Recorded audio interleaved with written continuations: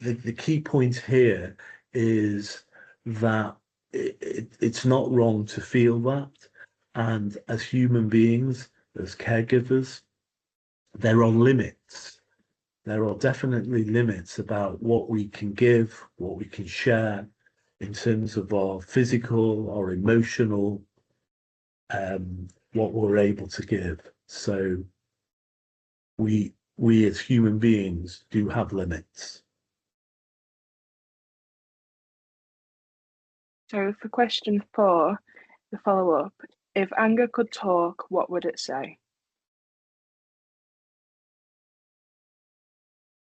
It would say that I can't keep doing this alone.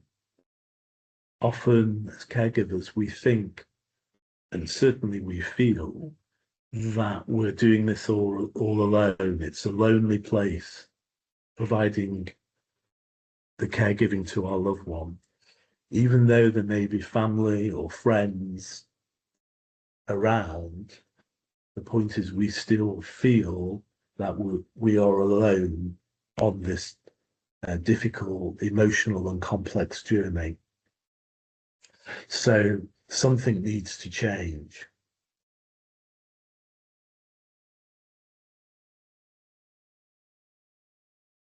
For question 5, follow-up, what do carers ignore until it explodes?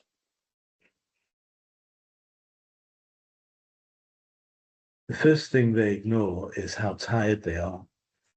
Looking after your loved one 24/7, 365 days a year, giving your love and your care to your loved one is tiring. It's exhausting. So the other thing that they kind of have lost is they have lost their loved one. They've lost the loved one in terms of how they were many years ago and now how things have changed. So they're kind of grieving for their lost one, for their loved one. And also they've lost themselves. So before their caregiving responsibilities and duties and so on, they had a different life. So they have lost that. And they also do not have the emotional kind of space. They don't have the outlet to pursue their own life. Their own life is essentially, apart from looking after their loved one, but their own life in terms of fulfilling their own passions, desires, and dreams is basically put on hold. Thank you. Are you okay to move on to guilt? Just give me 1 minute. Yeah, no problem.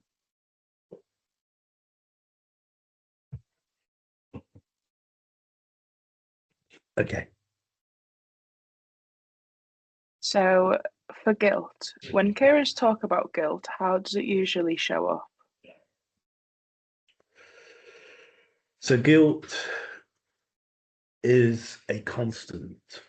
It's not occasional. It's this feeling within carers.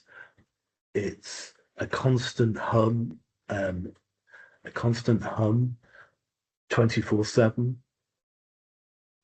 And the point is, carers feel that they're never doing enough, even though they are giving everything, or they feel they're giving everything to their loved one. It still, from the carer's point of view, feels I'm not doing enough.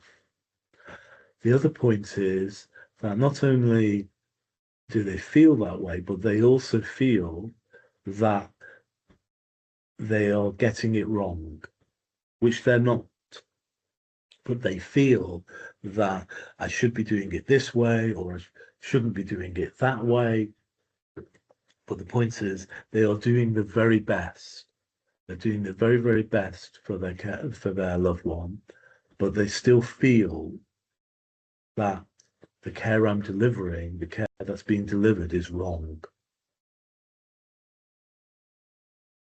Why does guilt seem to follow carers no matter what they do?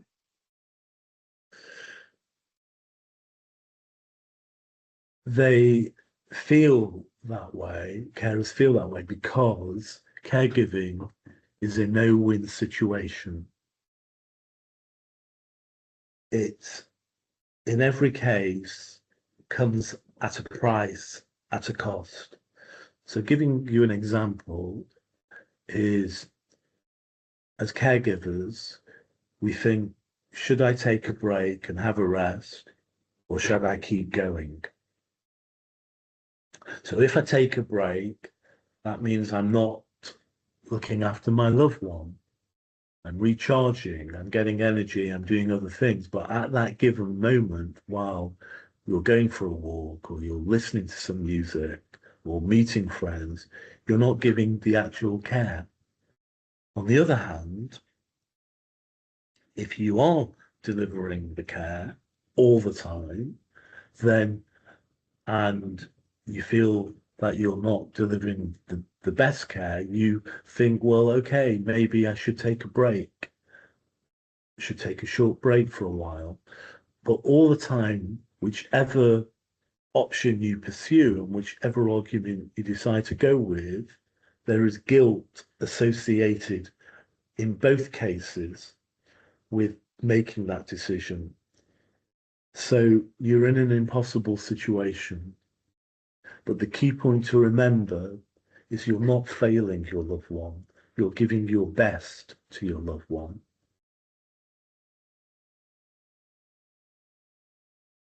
Why even when doing their best? Because things keep changing. Often expectations rise as the illness progresses. Alzheimer's and other forms of dementia are progressive diseases.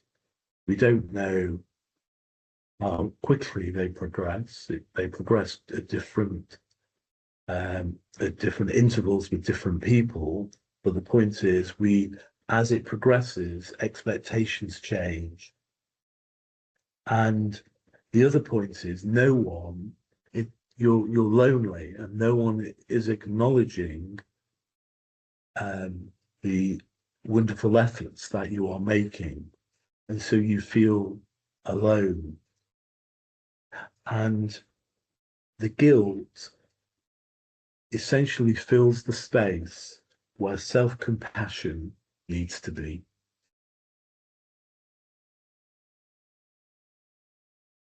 What does guilt usually sound like in a carer's head? So as carers, we are the harshest critics.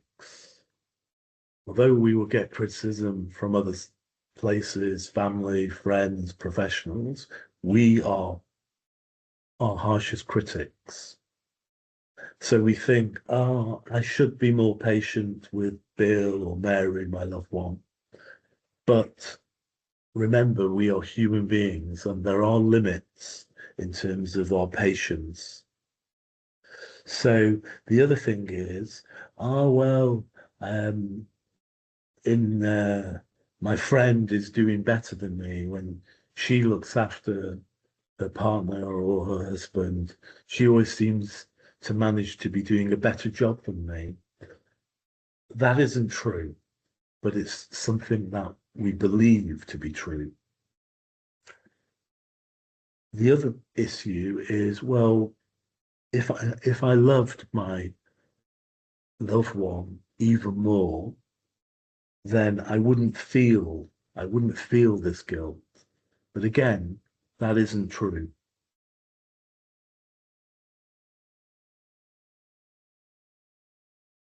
Where do these expectations come from? So society has this idea of love and duty. The two are kind of inextricably linked. So if you love someone, you have a duty also to look after them. And it's also part of the cultural messages and family messages that we've been brought up with. there is this belief that love equals endless sacrifice.